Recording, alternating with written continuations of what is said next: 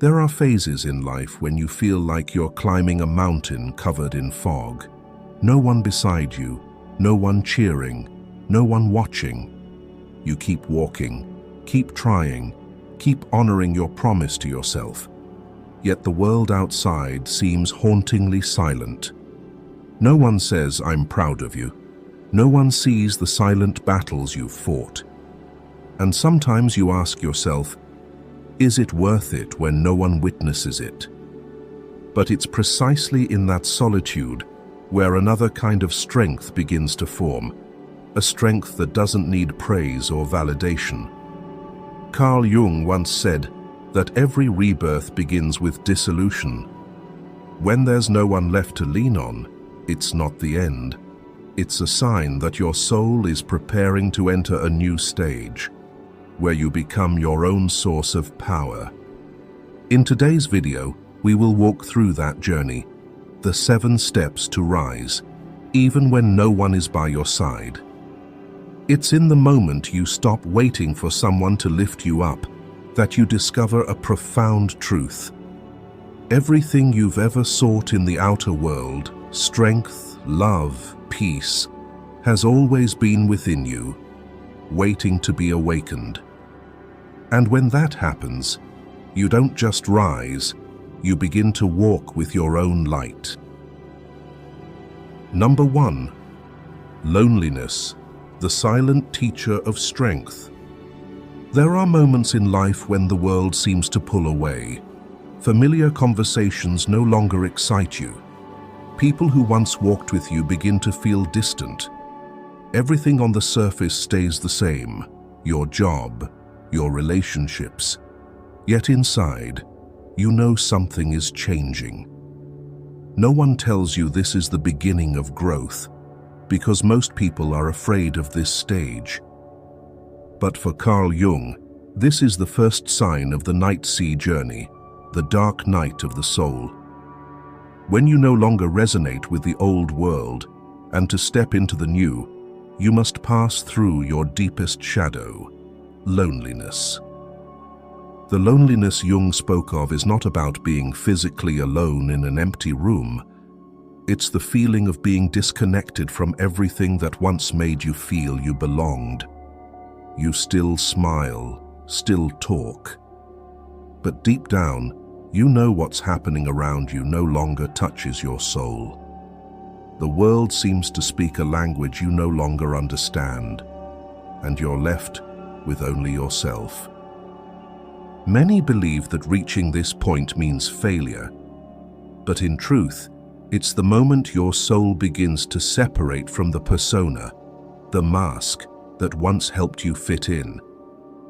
The feeling that no one understands me isn't a sign you've lost your way. It's proof that you're getting closer to your true self. Jung believed that a person only truly matures when they dare to face themselves in solitude. Not when someone listens, but when every external sound goes silent and you're forced to hear your inner voice. During this stage, many lose direction and run away into work, relationships, distractions that help them forget the emptiness. But the more they avoid it, the larger that emptiness grows. Loneliness doesn't come to punish you. It comes to deepen you, to help you rebuild your foundation from within. I once knew a woman who, after her divorce, fell into a state of disorientation. She had always been surrounded by friends and laughter. But when everything collapsed, her apartment became frighteningly quiet. Instead of filling the void with dates or work, she learned to sit in silence. At first, just for a few minutes, then gradually, for hours. She cooked for herself, read, journaled, and faced the questions she had always avoided. Months later, she said, "I realized silence is no longer my enemy. It's where I finally hear myself." That was what Jung called the meeting with the self, the moment you stop running and start coming home. When there's no one to depend on, That pressure forces you to develop discipline and inner steadiness. Like a climber without a safety rope, every step becomes a conscious choice. Every action a promise to yourself. And each promise kept becomes a brick that builds your strength. Loneliness doesn't come to make you weak. It comes to make you unshakable. It's the gym of the soul, where your essence is forged into steel. Looking back, you'll see that those quiet months were when you were strongest. The image of an oak tree in winter always reminds me of that. When every other tree sheds its leaves, the oak stands alone in the cold wind. No flowers, no color, but during that winter, its roots are growing deeper, preparing for spring. Humans are the same. Every lonely season is the soul's winter, but if you're patient enough to stay, you'll see that spring is waiting behind it. Jung once said, "In all chaos there is a cosmos, in all disorder a secret order." If you're standing in the darkness of loneliness, don't be afraid. It's not a sign of weakness, it's proof that you're leaving the old path to open a new one. Because the soul, to be reborn, must first dissolve. And only when the world is silent can you hear the voice within whisper, "It's time to rise." Remember, no one is coming to lift you up. But that's not bad news, because in that very moment, true strength is born. No one can give you resilience, but loneliness will teach you how to forge it. Every time you make it through a long night, you're not just overcoming fear, you're rewriting your story. Number 2. Stop seeking emotional comfort from others. At some point, after learning to stand in solitude, you realize something profound. What exhausts us isn't loneliness, it's expecting someone else to fill it. Carl Jung once said, "Loneliness does not come from having no people around you, but from being unable to communicate the things that matter most." When you rely on others to make you feel okay, every silence, withdrawal, or unmet response feels like collapse. That isn't love, it's emotional dependency, which Jung saw as the mark of an unintegrated ego. After the stage of the lonely warrior, the next lesson is to learn how to soothe yourself. When you stop seeking reassurance and approval from the outside, that's when the self begins to take over. I once met a woman in a group therapy session. She confessed that she nearly panicked whenever her boyfriend didn't reply to her texts. She would check her phone dozens of times, imagining the worst. "I know it's irrational," she said, "but when he's silent, I feel like I don't exist." After months of therapy, she discovered the fear didn't come from him. It came from her childhood. Whenever she was sad, her parents would say, "Don't be dramatic," or walk away. Her unconscious learned, "Your feelings don't matter." And ever since, she sought someone to prove otherwise. Jung called that the trap of emotional projection, when we use others as mirrors to determine our worth. When they respond, we feel valuable. When they withdraw, we lose direction. But the truth is, no one can be your savior forever. The more you depend on others for stability, the more you lose the ability to regulate yourself. Self-soothing doesn't mean coldness or disconnection. It means becoming the one who listens to your own emotions. When sadness arises, instead of running to find someone to calm it, you stay. Place your hand on your heart and whisper, "I'm still here." That simple act is the beginning of emotional independence, a key stage of individuation, when you stop merging with the collective and become an autonomous self. A person who knows how to comfort themselves doesn't need constant responses to feel valuable. They don't need instant replies or compliments to keep going. They can sit quietly in a cafe, enjoying their coffee alone, feeling complete in that moment. That's not coldness. It's the highest form of freedom. Freedom from the need to be validated. Jung said that all forms of dependence are the shadow of love. We call it attachment, but it's really fear of abandonment. The immature ego craves someone to confirm its worthiness, but when you look deeply into that fear, you realize it's not emptiness. It's an invitation to become the parent you once needed but never had. And then you understand. What you thought you needed someone else to help you survive, you've had the power to do all along. In modern psychology, this is called emotional independence. It's not rejecting love or connection. It's refusing to hand over control of your emotions to anyone else. You still love, still connect, but you don't lose yourself when relationships change. When someone leaves, you grieve, but you don't collapse. When someone goes silent, you listen, but you don't lose your worth. Someone with emotional independence doesn't need a rescuer. They can lift themselves up, wipe their own tears, and keep walking. And only from that place can they love truly, not out of need, but out of choice. Perhaps that's what Jung meant when he said, "The privilege of a lifetime is to become who you truly are." Because when you stop seeking comfort from others, you start seeing your own power, a power that doesn't depend, doesn't borrow, and can't be taken away. From the moment you stop waiting for someone else to make you happy, you begin to grow up. And if you're in that stage, no one understands, no one comforts, no one lifts you up.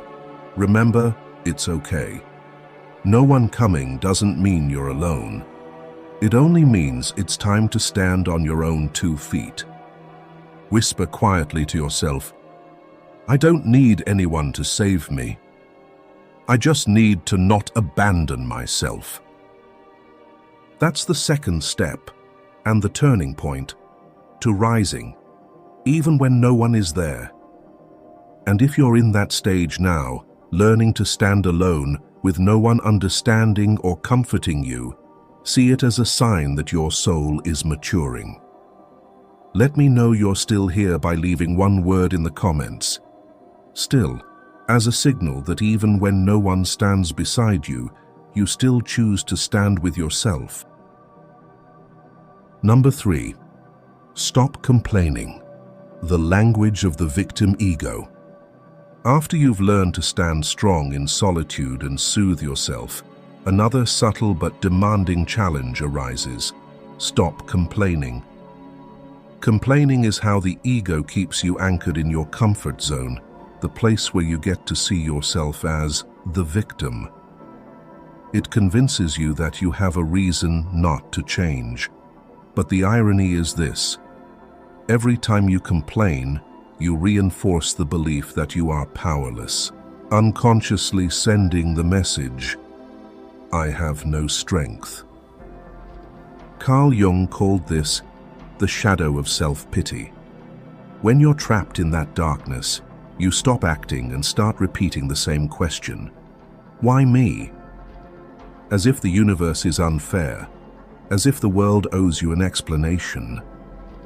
But the real question isn't, why me? It's, what can I do with this? The moment you change that question, the energy trapped in complaint begins to move again. Jung once said, "Until you make the unconscious conscious, it will direct your life and you will call it fate." Every time you complain, your unconscious is running the show, turning you into a victim of circumstance. But when you look beneath the emotion that fuels your complaint, You step out of the shadow and become the one steering consciousness again. Complaining is a clever habit of the mind. It makes you feel like you're doing something, but in reality, you're staying still. Each complaint is a form of delayed action. When you're busy blaming circumstances, you lose the energy to transform them. Others may hurt you, but only you can decide whether that hurt becomes a chain or a lesson. Think of a stone at the bottom of a river. The current is strong, it grinds, it crashes, it carries the stone away. But over time, the very flow that seemed destructive polishes the stone until it becomes smooth and luminous. Life is the same. It doesn't pause because you complain. It keeps flowing, keeps testing, keeps shaping you. But if you endure the flow instead of cursing it, you'll become stronger, clearer, more beautiful than before. Complaining feeds the victim ego, the part of you that always wants someone else to take responsibility for your pain. That ego loves to feel pitied, because as long as you're a victim, you're exempt from responsibility. But that's also the surest way to stay stuck. On the other hand, every time you stop complaining and take action, no matter how small, you reclaim the energy lost to your unconscious. You rise not because someone pushes you, but because you choose not to stay in the dark any longer. Complaining often starts with small sentences. I'm so tired. No one understands me. I try so hard, but no one notices. Those phrases seem harmless, but they quietly feed an ego that believes happiness depends on others. Truly strong people don't need the world to comfort them. They can look directly at their pain, acknowledge it, and ask, now what can I do? A viewer once shared with me that after her friends betrayed her, she spent 6 months consumed by bitterness. I told anyone who would listen how awful they were, she said, but I realized I was telling the same story for half a year. That night, she wrote in her journal, if no one was around to hear me complain, would I still tell this story? The answer was no. The next day, she started writing about what she wanted to learn, to change, to create. It wasn't them leaving that hurt me, she said. It was that I held on to the story for too long. Stopping complaint doesn't mean denying pain. It means no longer living in it. You can still feel sadness, disappointment, grief, but instead of retelling the wound, you use that energy to build something new. Each action, no matter how small, is a declaration to the universe. I am no longer a victim of this. Carl Jung once said, I am not what happened to me, I am what I choose to become. And that choice, to stop complaining and start acting, is the doorway to a new level of strength. Every time you stop saying, why me, and start asking, what can I do with this? You take another step forward. Because ultimately, that's how you rise even when no one is there, not through pity, but through the quiet strength of taking responsibility for your own becoming. And then you'll realize you were never truly alone. You were just too busy complaining to hear your own soul calling. Number 4. Become your own source of validation. After you've stopped complaining and begun to act, a deeper test appears, the silence of being unseen. You stand up, you work hard, you give your best, yet no one praises you, no one acknowledges you, no one seems to notice. This is the point where most people give up, not because they fear hardship, but because they fear invisibility. But it's precisely at this moment of no recognition that the universe tests whether you can keep going without the spotlight.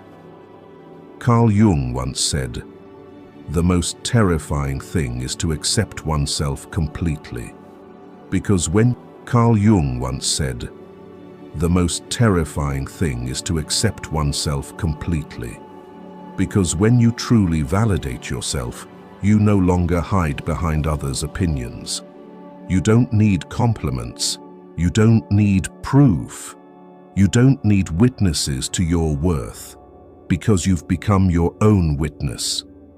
I'm reminded of Cassandra in Greek mythology, the woman gifted by Apollo with the power of prophecy, but cursed so that no one would believe her.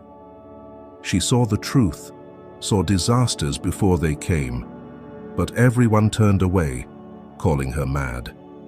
Yet even in isolation, Cassandra did not go silent. She kept speaking, stayed loyal to what she saw, even when no one listened.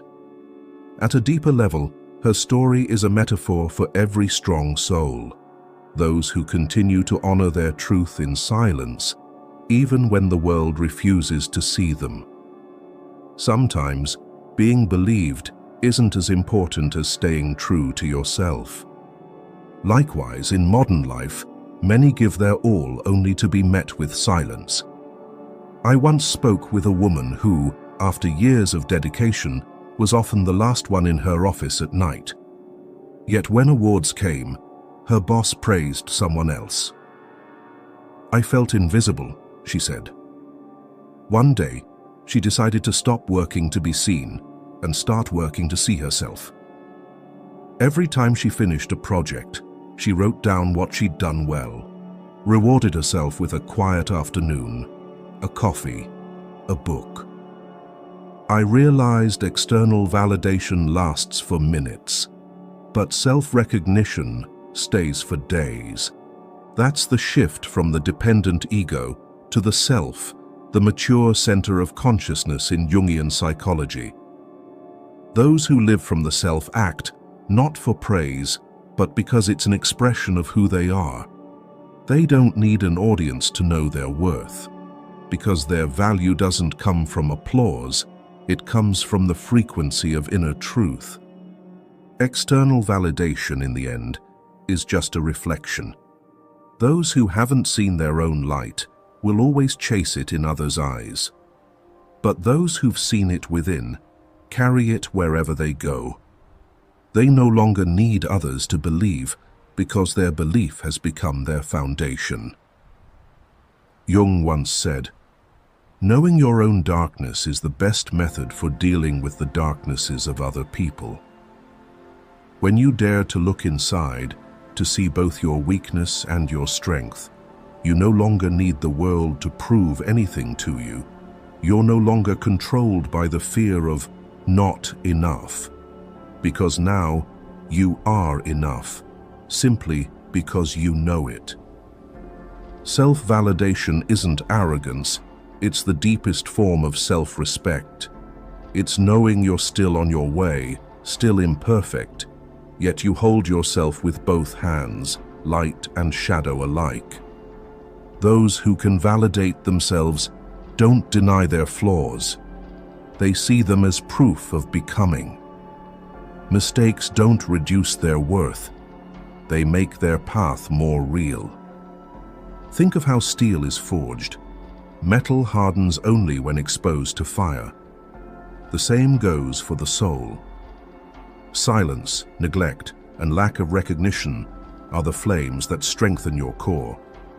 When no one else validates you, you're forced to look inward, and in that gaze, you discover something extraordinary. You're far stronger than you thought.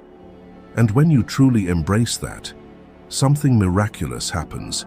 You begin to glow from within. Others may not say a word, but they feel your presence, steady, calm, grounded. Not because you try to shine, but because you no longer need to prove. Remember, every applause fades, every gaze eventually turns away. But your own gaze, if it's warm and honest, becomes a flame that never dies. And that is the secret of those who rise even when no one stands beside them. If you feel the power of self-validation, of no longer seeking the world's eyes but seeing yourself clearly, hit like on this video. That will be your signal to the universe. I'm ready to be my own source of light. Number 5. Rise quickly. Turn failure into fire. Have you ever wondered why, even after becoming stronger and calmer, life still makes you fall, especially when no one is there to lift you up? Failure, in its truest sense, isn't about loss or defeat. It's that moment when you stumble right on the path you believed in most. The times you thought you'd conquered your ego, only for one small event or word to shake you again. You feel weak, ashamed, and in that loneliness, you're tempted to go back, to be the pleasing version others once loved, just to be accepted again. But as Jung taught, those falls don't come to destroy you. They come to reveal the parts of you that remain unhealed, the ones still waiting to be integrated and loved. Every time you fall, the shadow reappears. It's not punishment, it's illumination.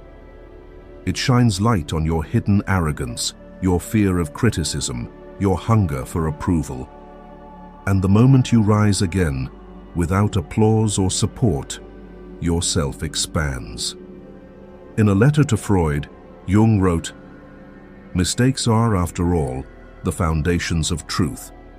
Failure doesn't weaken you, it makes you real, because only when no one catches you do you learn how to walk with your own strength." I once knew a woman who ran a small business. After years of effort, she was betrayed by her co-founder and lost nearly everything. For months, she lived in guilt and fear. But one day, her therapist asked, "If this isn't an ending but a lesson, what is it teaching you?" She went silent, then said, "Maybe I never truly listened to my intuition." From then on, she began journaling daily, not to complain, but to write what she was learning from the pain. A year later, she reopened her company, smaller but steadier. "I'm no longer afraid to fall," she said, "because every fall makes me more honest with myself." That's how failure becomes fire. You can't grow in safety, because safety lulls the unconscious to sleep. But when you hit bottom, every layer of pretense burns away, and your soul stands bare. From a neuroscience perspective, when you fail, the brain activates the anterior cingulate cortex, the area that processes the gap between expectation and reality. If you respond with fear or self-blame, your body releases cortisol, the stress hormone that freezes you. But when you take action, even a small step, your prefrontal cortex activates, releasing dopamine, the chemical of progress and hope. In other words, regret paralyzes you, but action heals you. Think of the phoenix, the mythical bird that regenerates by burning itself. Whenever it grows old, it dives into flames to shed its ashes, then rises again, brighter and freer. Humans are the same. If you dare to rise from your own ashes, you'll see that what burned away wasn't you. It was just the shell that had finished its purpose. Jung once said, "There is no coming to consciousness without pain." When we face failure without judgment, wounds cease to be enemies and become teachers. In pain, awareness is born, and only when we touch our wounds can we truly touch our humanity. In every failure, you have two choices. Let it define you, or let it refine you. When you say, "I'm a failure," you imprison yourself in the past. But when you say, "I'm learning something," you open a door to the future. Rock bottom is never the end. It's the ground you push off from. Strong souls aren't born from comfort, they're forged in collapse. Just as metal becomes a sword only after enduring heat, Humans find their true strength when they face failure and refuse to retreat. Remember, falling doesn't make you weak, staying down does. When you shake off the ashes, face your mistake and take one more step, even a small one, you're rewriting your story. One day you'll see that every failure had a sacred purpose. It didn't come to break you. It came to reveal the truer, brighter, steadier version of you. So don't wait for someone to lift you up. Rise, quickly, firmly, with a heart still warm. That moment, you don't just overcome failure, you become the flame that nothing can extinguish. Number 6. Act without relying on inspiration, will over emotion. After learning to rise from your falls, a deeper lesson awaits: to act even when you don't feel ready. Because if solitude forged your strength, discipline will make you shine. Jung wrote that will is the energy capable of reorganizing the entire psyche. It's not just the force to do, but the power to transcend fleeting emotion in service of lasting meaning. When you act only from inspiration, your ego still rules, the part of you that always seeks comfort. But when you act beyond feeling, you no longer need motivation, because you've submitted to a higher order, the order of the self, where action flows from purpose, not mood. Inspiration is a gift, but discipline is the foundation. There will be days when you feel no motivation, no hope, no sense of meaning. But if, on those days, you still sit down, still continue, even one small step, you're training your greatest power. Will over emotion. Jung said that most people lose their life force waiting for inspiration instead of cultivating will. If you only act when you feel excited, your life will be full of beginnings, but empty of mastery. Because inspiration is wind, it comes and goes. But will is direction. It keeps the ship moving, even when the wind dies. I'm reminded of psychologist Angela Duckworth, who developed the concept of grit, the endurance of passion and perseverance. As a child, she wasn't the smartest student, but instead of believing she wasn't enough, she chose to believe she could persist longer. Years of study led her to discover that extraordinary achievers aren't the most talented, but those who act when enthusiasm fades, especially when no one is cheering. Jung once said, "Freedom of will is the ability to do gladly that which I must do." Freedom isn't doing what you like, it's gladly doing what's necessary. When you rise above your emotions, you stop being their victim and become their guide. A friend of mine, a single mother working 2 jobs, once told me she woke up at 5 a.m. every day, cooking, working, surviving. There came a time when she was utterly drained. "I've lost all passion," she said. But one day when her son asked, "Mum, what happened to your dream?" something in her shifted. That night, she decided to start again, not for inspiration, but for responsibility to herself.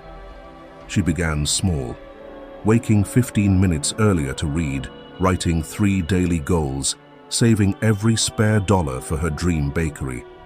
Some days she was exhausted, but she kept going.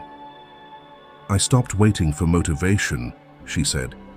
"I just needed will, because my son needs to see his mother not give up." A year later, she opened a small bakery. No one helped, no one encouraged, but she kept walking. She learned that willpower isn't a feeling, it's a decision to continue, even when your heart feels heavy. This story reminds us, inspiration doesn't create will, will creates inspiration. When you begin, you don't need to feel ready. You just need to be honest with your first step.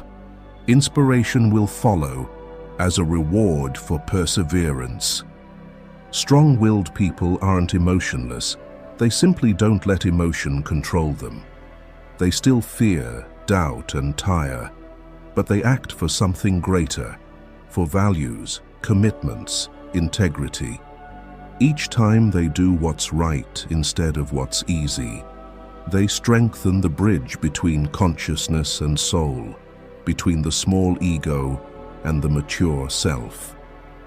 One day, you'll realize that your most defining progress didn't happen in moments of excitement, but in moments of resistance, especially when you were alone, with no reminders or encouragement.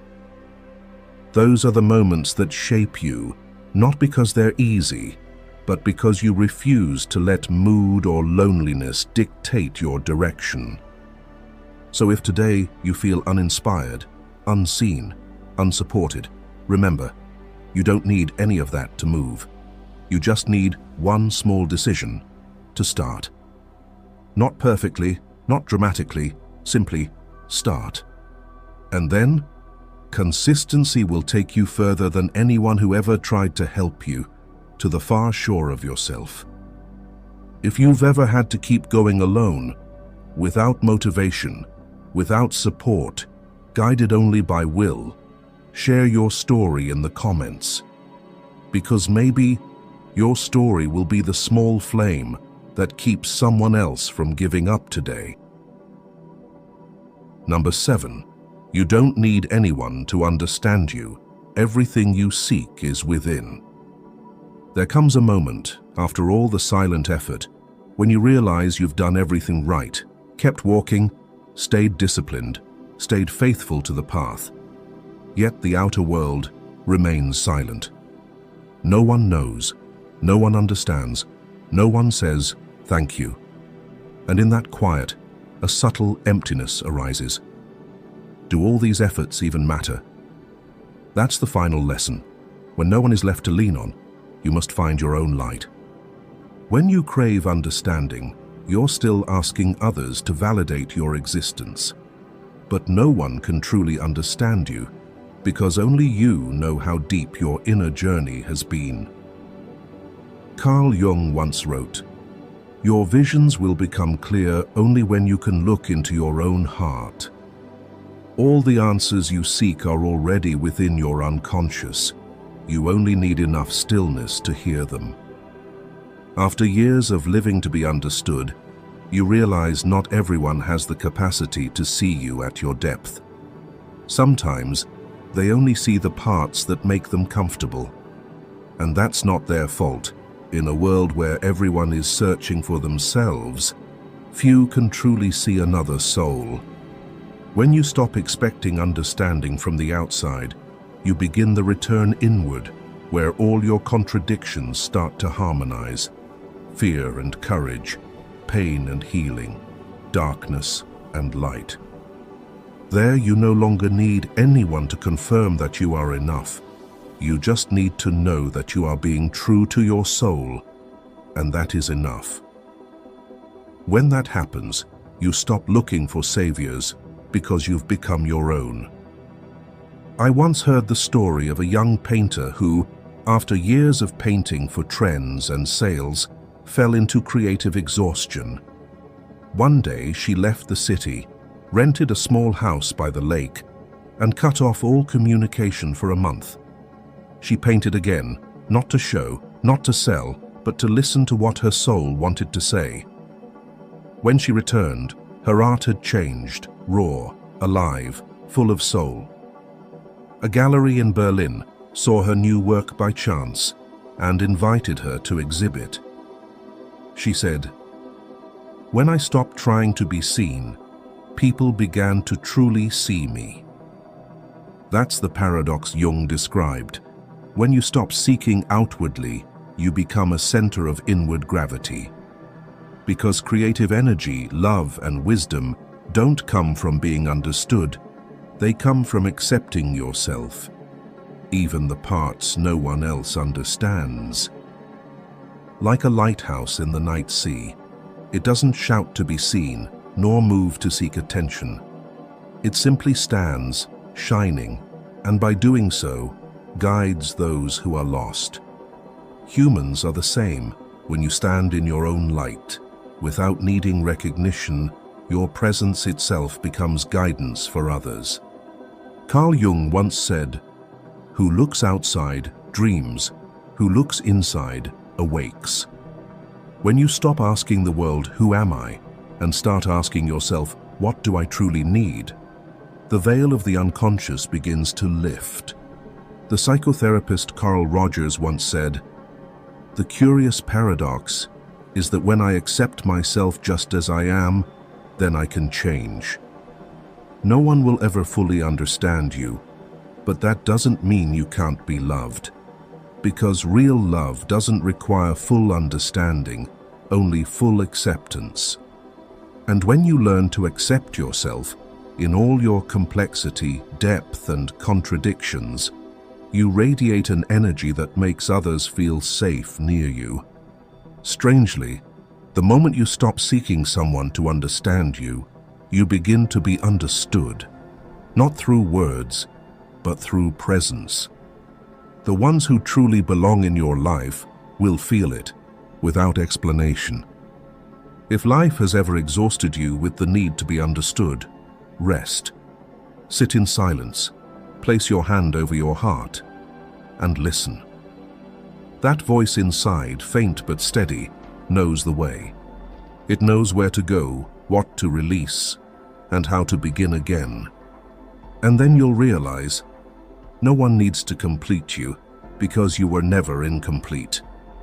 Everything you've ever searched for, love, peace, understanding, are simply different faces of one thing: coming home to yourself.